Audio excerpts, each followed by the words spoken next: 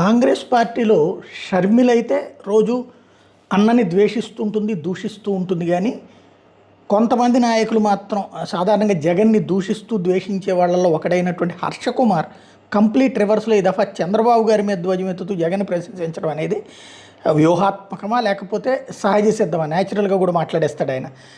15 ఏళ్ల పాటు సీఎంగా వ్యవహరించి చంద్రబాబు అధికారంలోకి రావడానికి దొంగ హామీలు ఇవ్వడం అలవాటుగా మారింది. 2014లో జగన్ రైతు రుణమాఫీ చేయలేనని చెప్తే నువ్వు రైతు రుణమాఫీ అంటే చంద్రబాబు ఏం రైతు రుణమాఫీ చేస్తానని చెప్పి అధికారంలోకి వచ్చారు. అప్పుడు కేంద్రంతో పొత్తు అని చెప్పి తర్వాత యూటర్న్ తీసుకోవడం, రాజధాని నిర్మాణం, ప్రత్యేక హోదా, రైల్వే జోన్, విశాఖ ఉక్కు, పోలవరం అంశాలు విఫలమై 2019 వరకు రాష్ట్రానికి విఫల సీఎంగా మిగిలారు.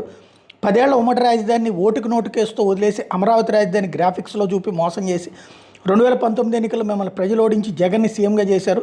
మీరు పసుపు కుంకుమను పెంచేసి ఖాళీ ఖజానా జగన్ కట్టబెట్టిపోయినప్పటికీ జగన్ తను చెప్పిన సంక్షేమ పథకాలను 5 ఏళ్ల పాటు